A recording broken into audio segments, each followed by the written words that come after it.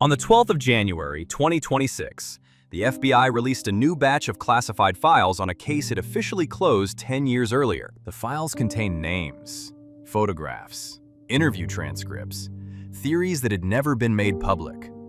One suspect, a former pilot from the state of Maine named Raymond Sidney Russell, had been investigated thoroughly in the early 1980s and then quietly set aside, his file sealed for 4 decades. The reason for the sealing was not explained. The reason for the unsealing was also not explained. The FBI issued a brief statement acknowledging the release and noting that, as always, tips related to the case remained welcome. The case had been closed since the 12th of July, 2016. The FBI had spent 45 years and interviewed over 800 suspects before officially suspending active investigation. The file never produced a conviction. The file never produced an identification. The file never produced a body, a parachute, a confirmed landing site, or any explanation for how a man in a business suit managed to step out of the back of a commercial airliner at 10,000 feet above southwestern Washington state in the middle of a November storm, carrying $200,000 in cash, and then ceased to exist. His name was not D.B. Cooper. That was a reporter's transcription error that became, somehow, the most famous alias in American criminal history. His name, on the airline ticket he purchased with cash, was Dan Cooper.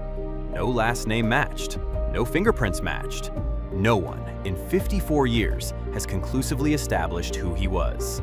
This is the only unsolved case of air piracy in the history of American commercial aviation. Here are 3 facts that have kept criminologists, amateur sleuths, and at least one major Netflix documentary occupied for half a century.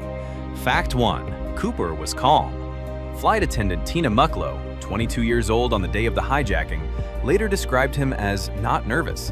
He seemed rather nice, and he was not cruel or nasty. He ordered a bourbon and 7-Up. He offered to tip the flight attendants. He told a passenger who was annoying him to sit down, not with a weapon, but with the measured irritation of a man whose schedule had been interrupted. Whatever else D.B. Cooper was, he was composed. That composure, in the context of what he was doing, is the first impossibility. Fact 2. He knew things he should not have known. He asked a question about McChord Air Force Base and correctly identified it as a 20-minute drive from Seattle-Tacoma Airport. Looking out the window during the approach, he identified Tacoma below him without prompting.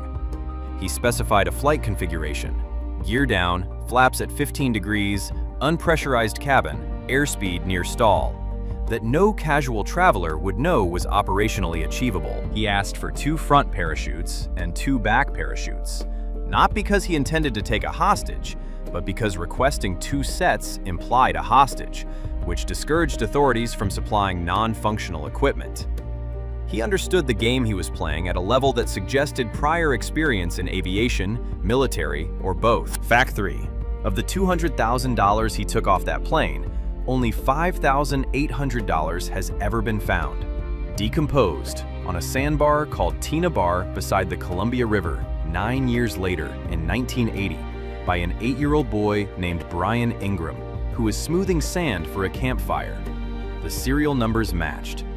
The remaining $194,200 has never been recovered.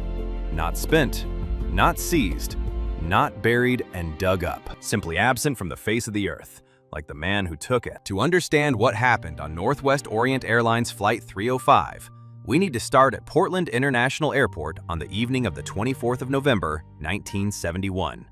The Wednesday before Thanksgiving, the busiest travel day on the American calendar. A man in his mid-40s approached the Northwest Orient counter. He was unremarkable. Dark hair, brown eyes, black or brown business suit, white shirt, a thin black tie, a black raincoat, brown shoes. He paid cash for a one-way ticket to Seattle. 30 minutes of flying time. Seat 18E, last row of the aircraft. He carried a briefcase and a brown paper bag. He introduced himself on the ticket as Dan Cooper. 41 people were on that flight, including 6 crew. The aircraft was a Boeing 727, registration N467US. Shortly after takeoff, Cooper passed a folded note to flight attendant Florence Schaffner, who assumed it was a phone number and dropped it into her purse. Cooper leaned over and said, "Miss, you'd better look at that note. I have a bomb." Schaffner opened it.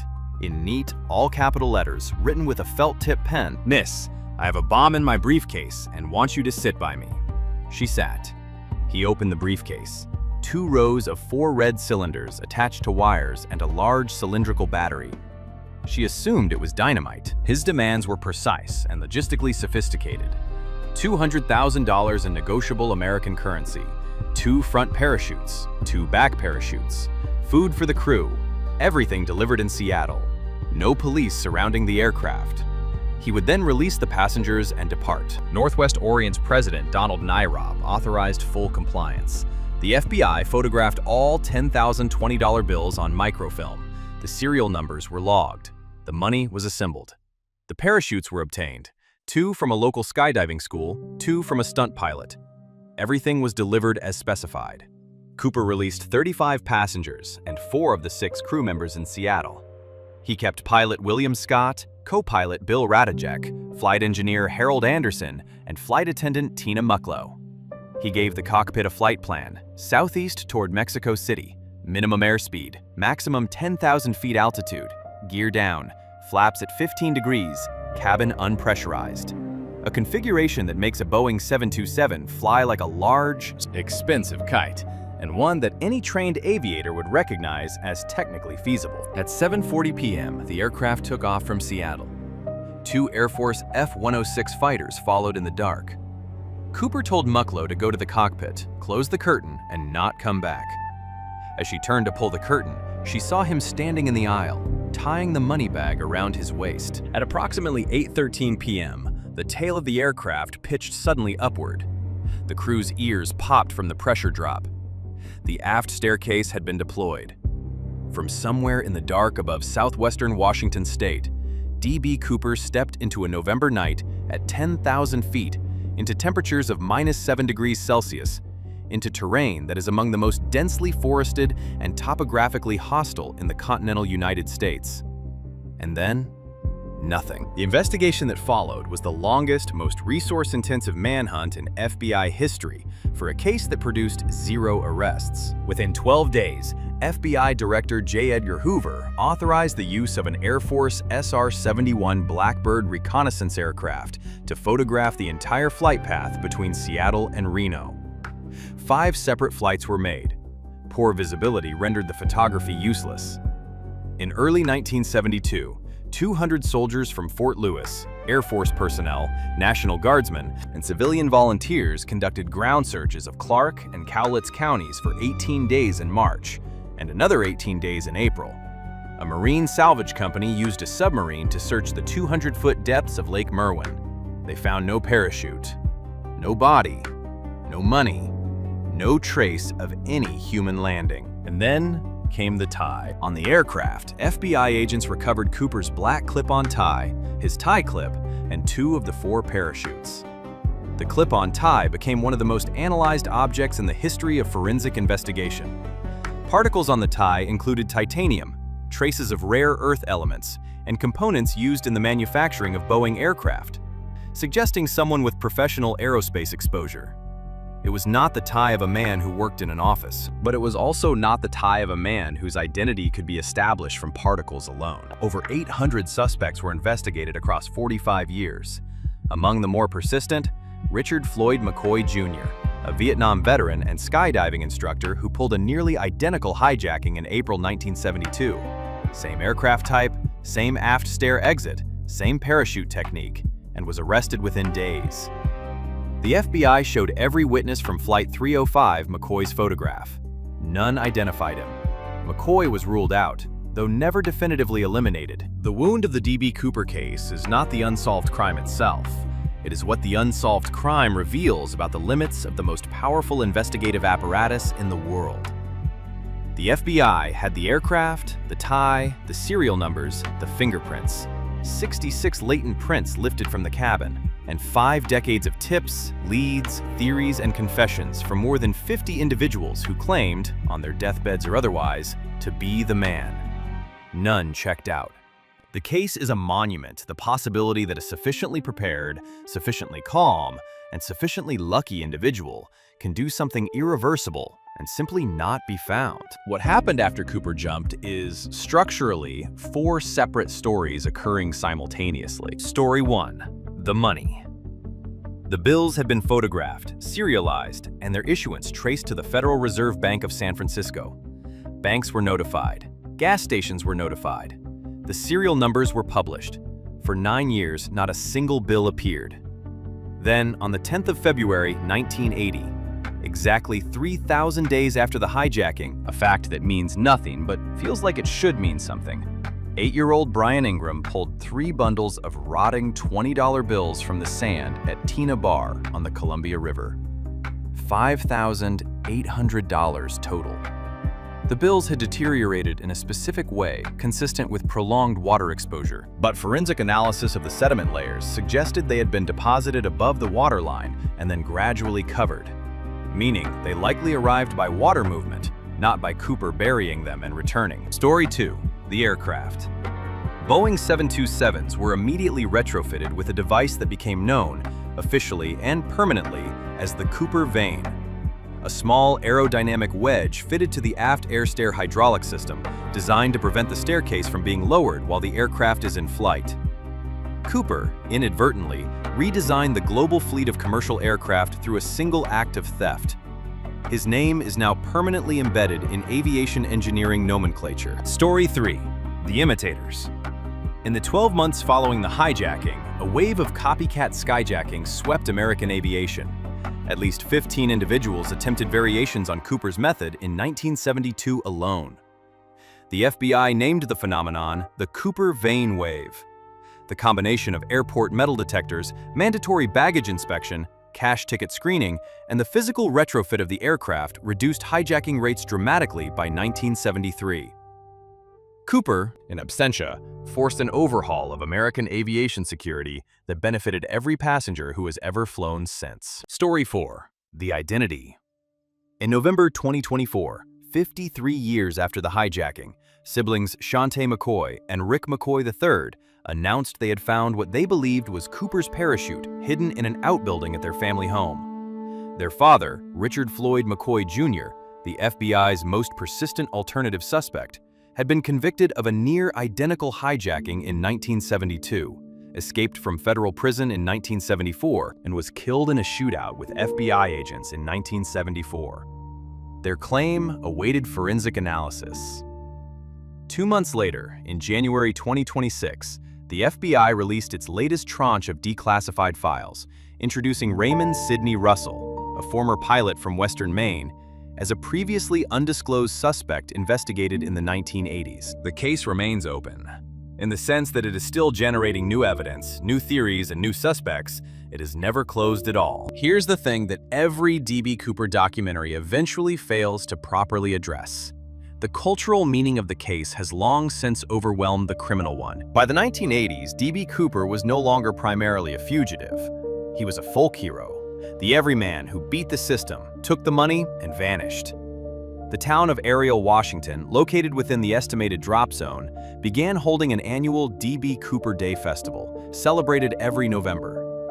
Hundreds of people gather at the Ariel General Store and Tavern to raise drinks to an unidentified hijacker and extortionist.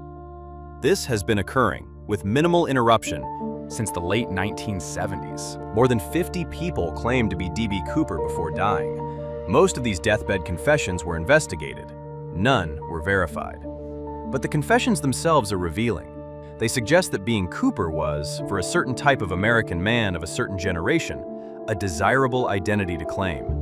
Not because of the crime, but because of the disappearance, the perfect exit, the clean break, the refusal to be found. Psychologists who study outlaw mythology describe this as the projection of escape fantasy onto a real event.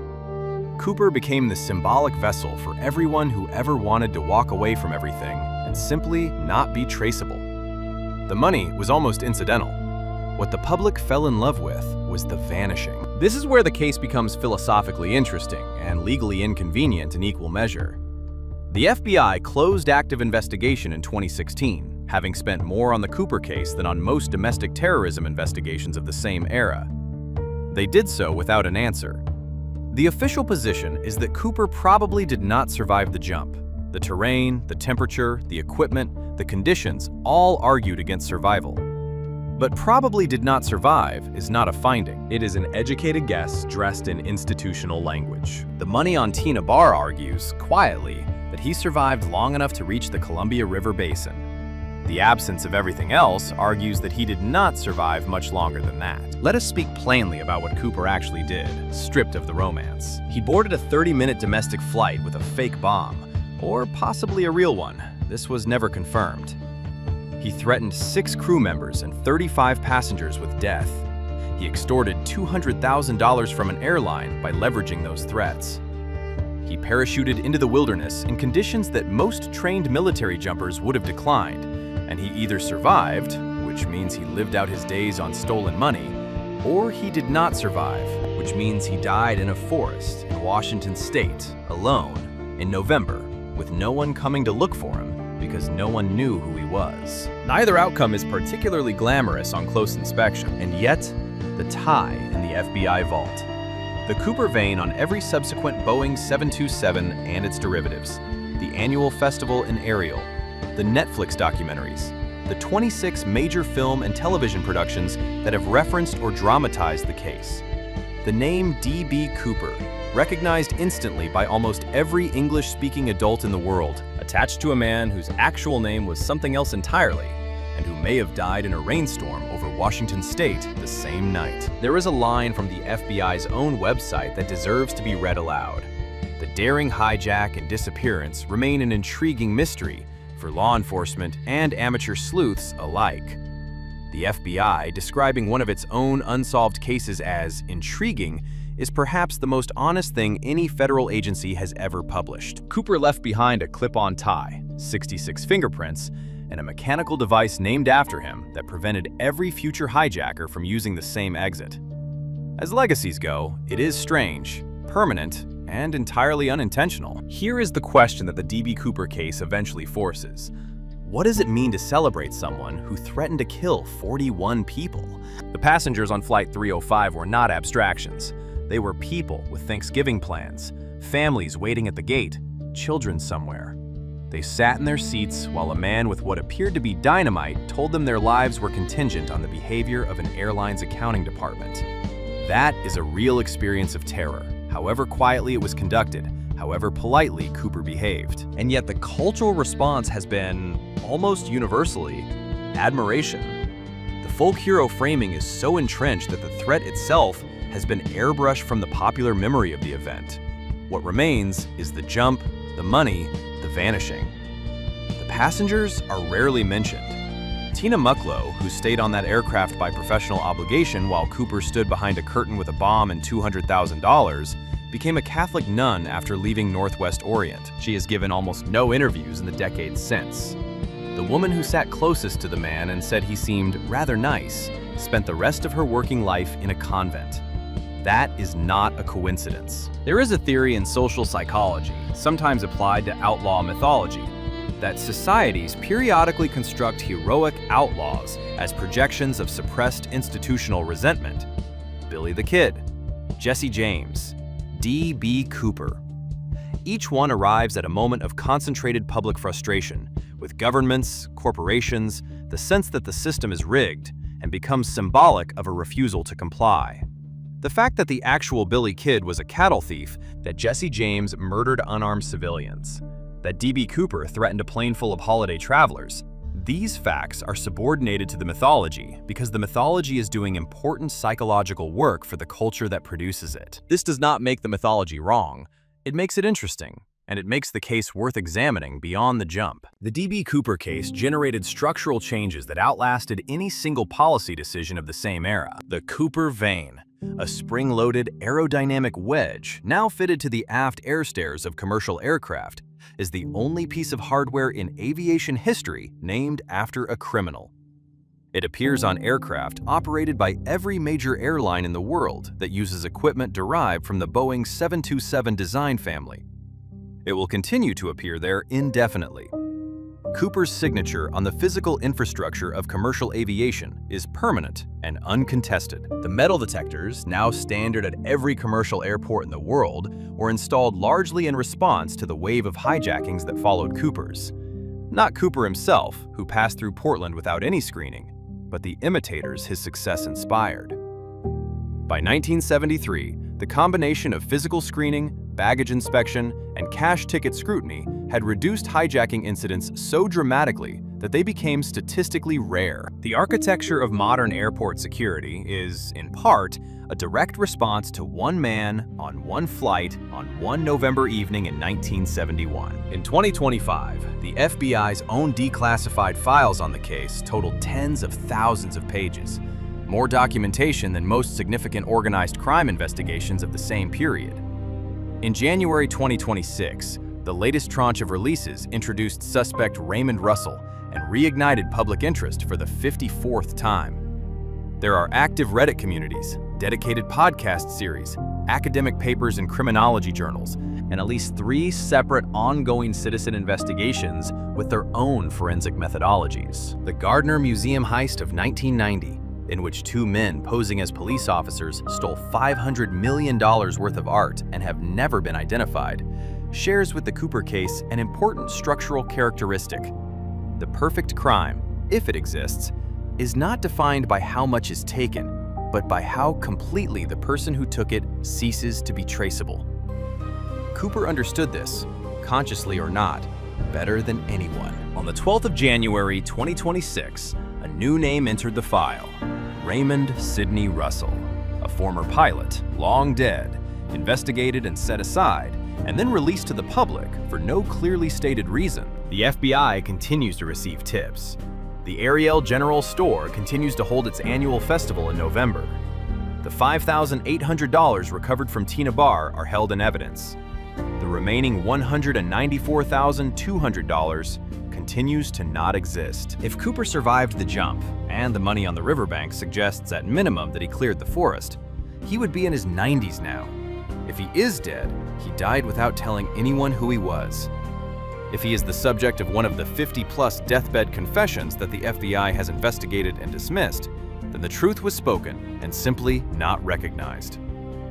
These are the 3 possible endings to a story that has no ending. The Boeing 727 with the Cooper Vane flies on, in various configurations, in various registrations, above various countries, its aft staircase locked in flight by a small mechanical device that carries the name of a man no one can identify.